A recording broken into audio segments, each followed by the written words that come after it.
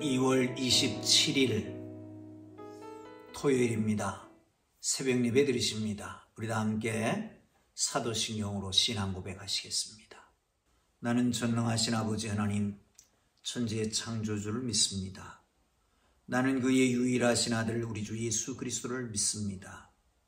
그는 성령으로 잉태되어 동정녀 마리아에게서 나시고 본디오 빌라도에게 고난을 받아 십자가에 못 박혀 죽으시고 장사된 지 사흘 만에 죽은 자 가운데서 다시 살아나셨으며 하늘에 오르시어 전능하신 아버지 하나님 우편에 앉아 계시다가 거기로부터 살아있는 자와 죽은 자를 심판하러 오십니다.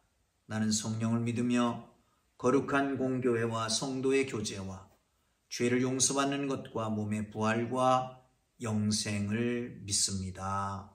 아멘. 찬송가 286장을 찬송 드리십니다. 286장입니다.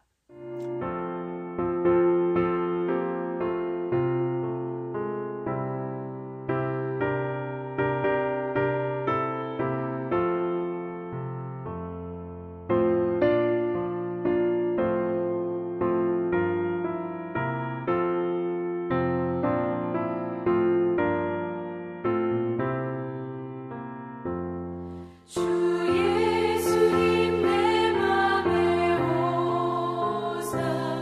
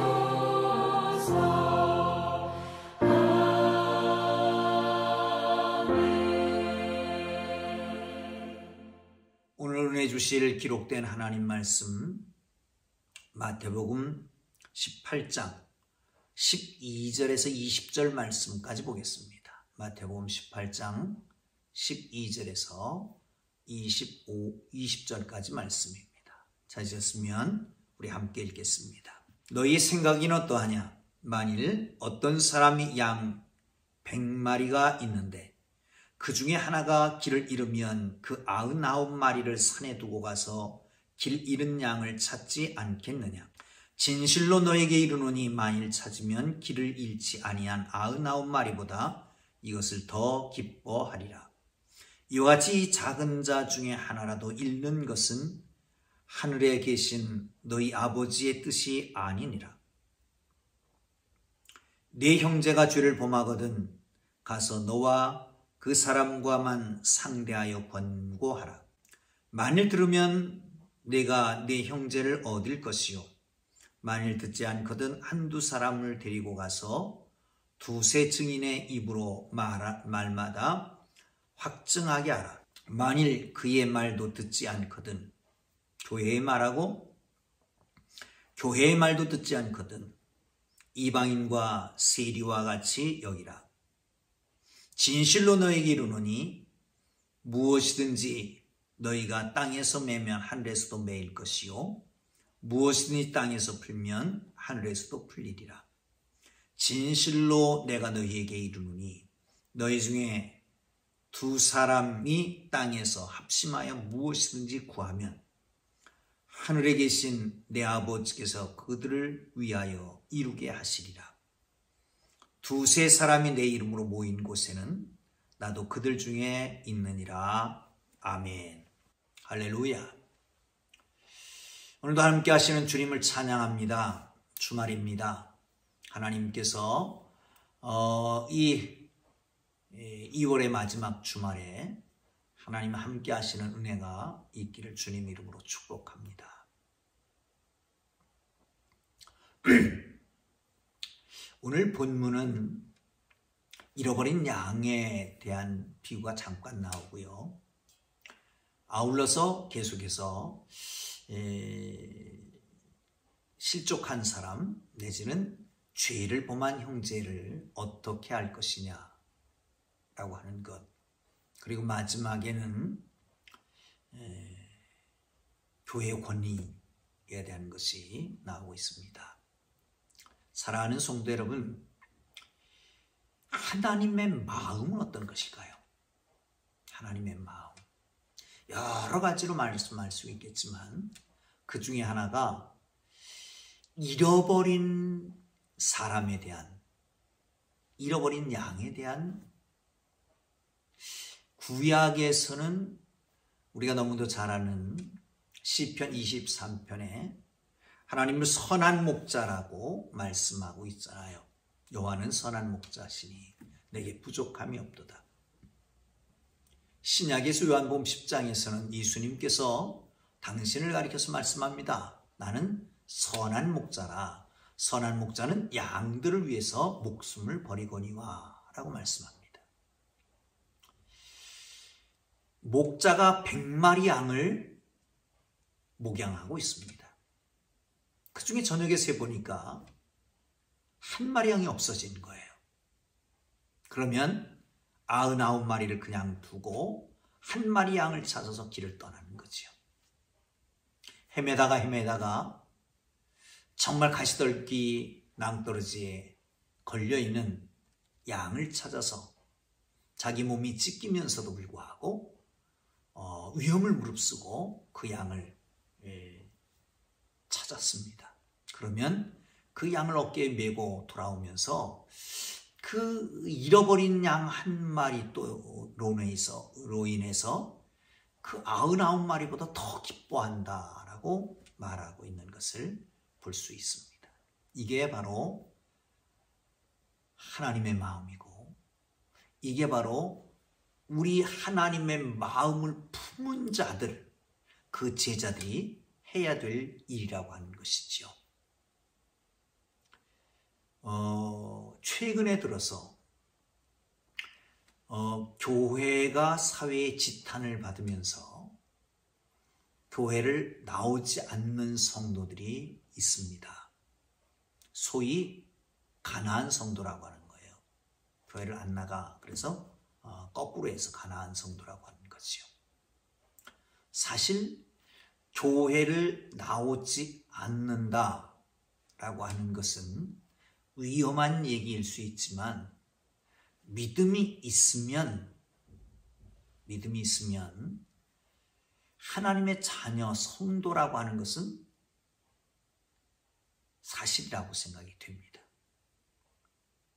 그러나 이 믿음의 공동체라고 하는 것은 서로를 권면하고 세워주고 하는 아주 엄청 귀한 일입니다. 누구도 독불장군이 있을 수 없고요. 혼자서 이 어려운 세상에서, 죄악 많은 세상에서, 이 유혹이 많은 세상에서 믿음 지키고 난다고 하는 게 쉽지 않거든요. 그렇습니다.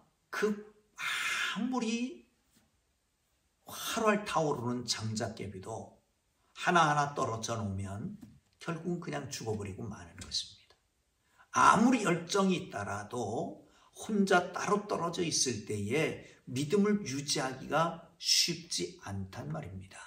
그러기에 결국은 교회 안에, 기독교 공동체 안에 들어와야 된다는, 교회 울타리 안에 들어와야 되는 것이죠.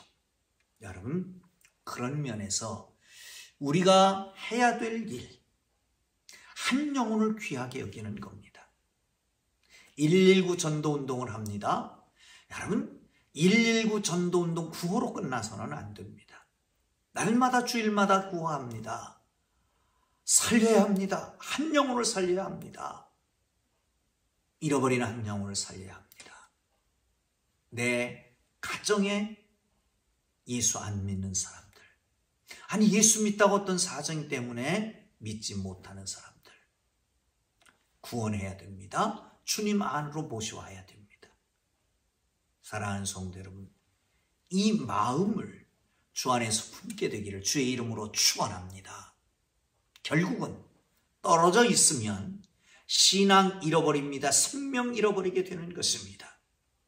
우리에게 가장 중요한 게 뭡니까?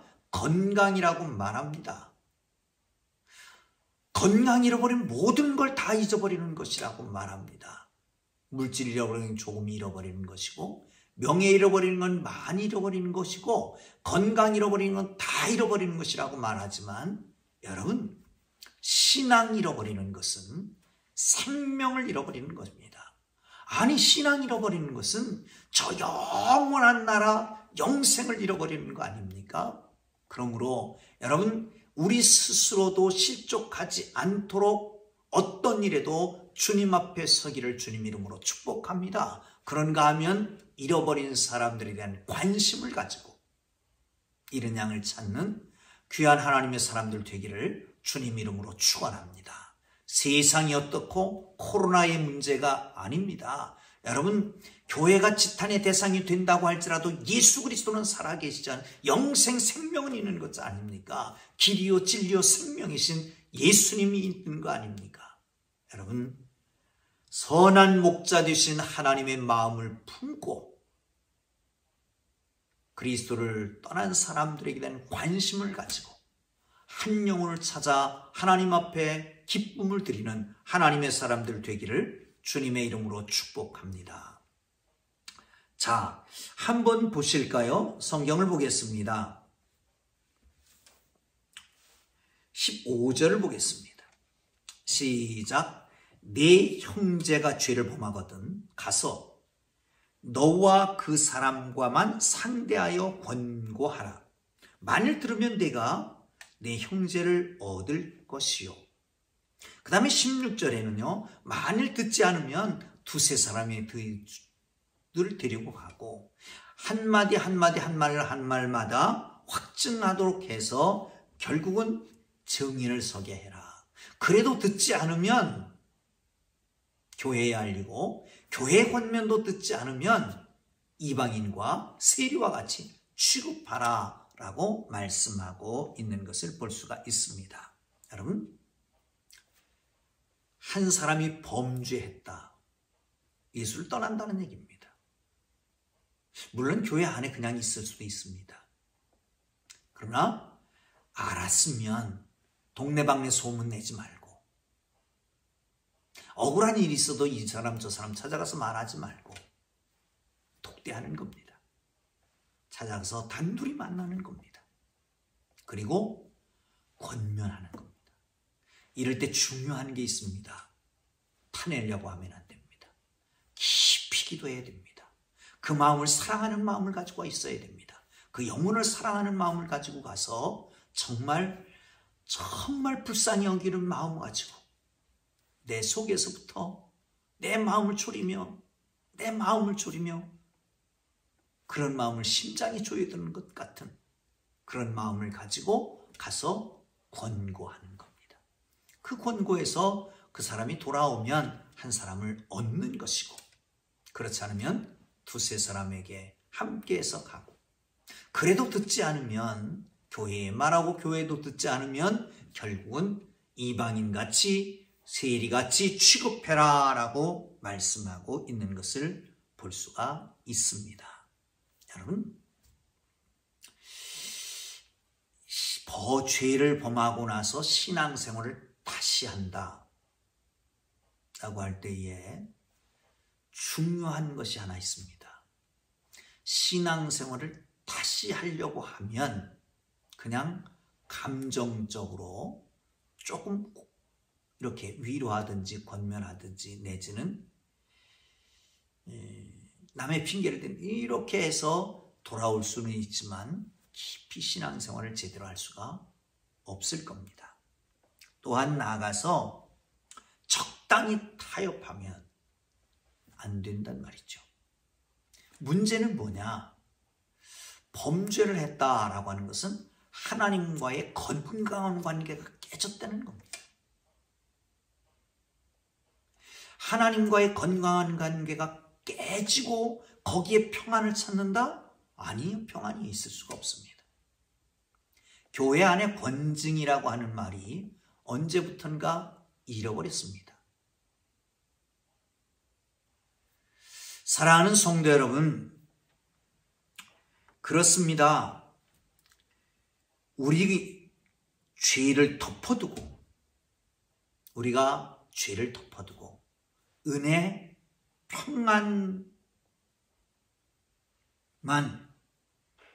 은혜와 평안만 말하진 않았는가? 그렇게 분위기를 이끌어가지 않았는가? 좀 돌아보아야 할 것입니다. 믿음에서 멀리 떠났다라고 하는 것은 하나님과의 관계가 소원해지는 것이고, 하나님과의 관계가 소원해졌다라고 하는 것은 이 회복이 진정 일어나지 않으면, 그 관계가 다시 회복되지 않으면, 하나님과의 관계가 더 가까워지지 않은 가운데서 여호와의 평강, 샬롬이 있을 수 있느냐? 아니죠. 여러분, 그렇기 때문에 진정한 회개가 따라야 평안이 임할 수 있습니다. 진정한 회개가 따라야 진정한 신앙생활을 다수할 수가 있는 것입니다. 진정한 회개가 없이 평안하다라고 하는 사람은 자기 기만입니다. 여러분, 평안하십니까? 하나님과의 관계는 잘 회복되셨습니까? 숨기는 죄악은 없습니까? 이것으로부터 진정 자유케 되려면 온전한 회개, 진정한 회개가 있어야 된다라고 하는 걸 기억하시고, 하나님 앞에 날마다 나를 반추해보고, 그리고 하나님의 말씀 앞에서, 하나님의 은혜 앞에서 잘못된 것을 철저하게 회개하는 복된 삶이 되기를 주님 이름으로 축복합니다. 자, 그 다음에 19절 이하에 보면 이렇게 말씀합니다. 18절을 보면요, 무엇이든 너희가 땅에서 매면 하늘에서 매일 거요, 무엇이든지 땅에서 풀면 하늘에서 풀리리라 말씀합니다. 교회의 권위에 대해서 말합니다. 그리고 계속해서 말하는 게 이런 말씀이죠. 두세 사람이 예수님의 이름으로 모이면 거기 우리 주님이 함께 하신다고 말씀합니다. 여러분, 두세 사람이 모이는 것이 우리 주님이 함께 하시는 게 아니라 주님의 이름으로 모이는 것입니다.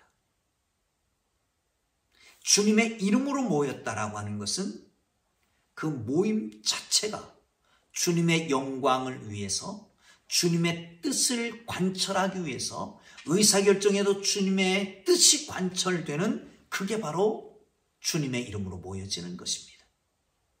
반면에 200명이 300명이 1000명이 모일지라도 그곳에 주의 뜻이 이렇게 주의 뜻이 반영되지 않는다면 그것은 아무 의미 없는 모임이란 말이죠. 이 두세 사람이 모이는 것은 교회의 가장 기초 공동체입니다. 사실은 내가 예수 그리스도를 주로 고백하면 그게 바로 교회입니다. 이런 사람들이 모이는 것이 교회죠. 두세 사람, 가장 기초적인 교회 공동체인데, 그런데 이 기초 공동체 안에 놀라운 은혜가 있습니다. 거기서 합심해서 기도하면 하늘에 계신 아버지께서 들으신다는 거예요. 우리의 믿음의 선지인들이 그 능력, 그 권능이 기도로부터 왔던 거 아시죠?